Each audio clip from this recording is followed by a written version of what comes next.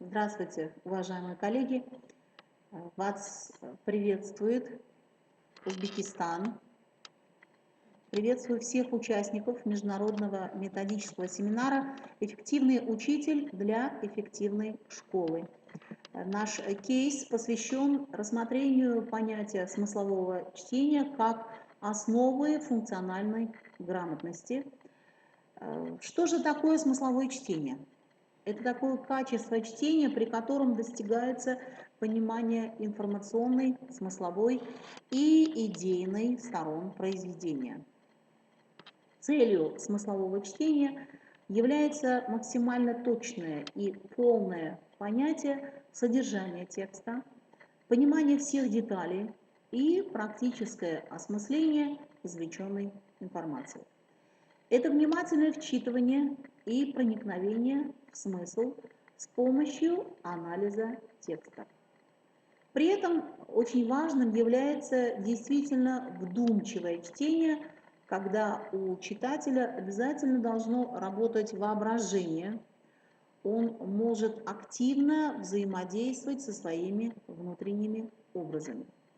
Здесь осуществляется самоустановка читателя на взаимосвязь с самим собой, с текстом и окружающим миром.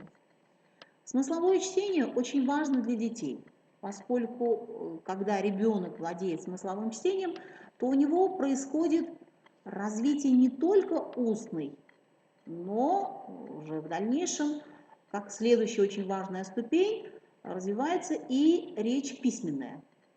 Для осуществления смыслового чтения необходима познавательная деятельность.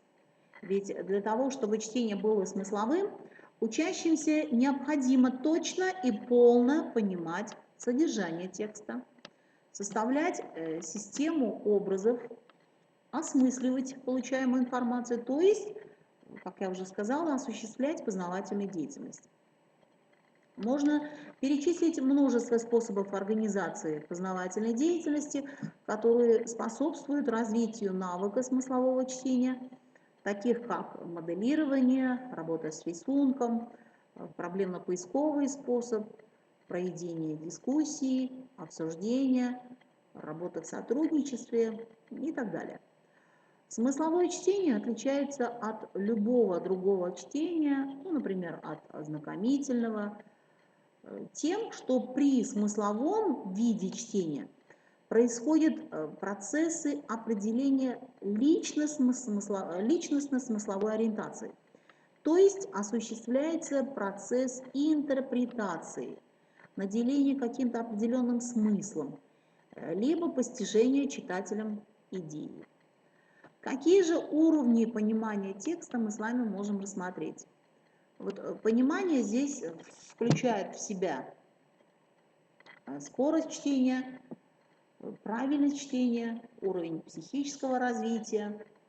И уже приняв это все, в ответ мы можем получить качество составления плана, развитие словаря, сформулированность тезауруса,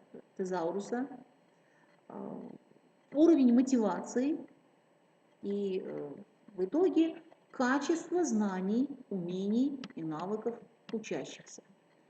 Для смыслового понимания недостаточно просто прочесть текст. Необходимо дать оценку информации и откликнуться на содержание. Мы работаем в системе повышения квалификации учителей системы общего среднего образования. И на курсах мы рассматриваем различные комбинации приемов, которые можно использовать для восприятия графически оформленной текстовой информации и ее переработки в личностно-смысловые установки в соответствии с коммуникативно-познавательной задачей. Чаще всего у нас учителя используют такие методы и технологии, как insert, таблица ЗХУ, то есть знаю, хочу узнать и узнал, бортовой журнал, Синклейн, ромашка Блума, стратегию толстые и тонкие вопросы, детонантный граф, Т-схема и другие. При этом осуществляется процесс обучения стратегии чтения, в включающий в себя приобретение следующих навыков. Во-первых, различение типов содержания сообщения. Тут приводятся факты, мнения, суждения, оценки. Во-вторых, идет распознавание иерархии смыслов в рамках текста. Здесь уже рассматривается основная идея, тема и ее составляющие. И следующий аспект – это уже собственное понимание, которое включает процесс рефлексивного восприятия культурного смысла информации. При этом идет формирование критического мышления. Критическое мышление означает процесс соотнесения внешней информации с уже имеющимися у человека знаниями. Выработка решений о том, можно принять или дополнить, или отвергнуть новую информацию. Что можно принять, что дополнить или что отвергнуть. При этом возникают ситуации, когда приходится корректировать собственные суждения или даже отказываться от них, если наблюдается противоречие по отношению к новым знаниям. Технологии развития критического мышления, как и стратегии развития смыслового чтения, направлены на формирование вдумчивого читателя, который уже умеет анализировать, сравнивать, сопоставлять и оценивать знакомую или новую информацию. Сегодня, когда одним из главных критериев успеха становится доступ к информации, умение эффективно ее переработать, мы, педагоги, особенно нуждаемся в развитии тех или иных качеств, которые еще вчера казались естественными или не требовали специального внимания.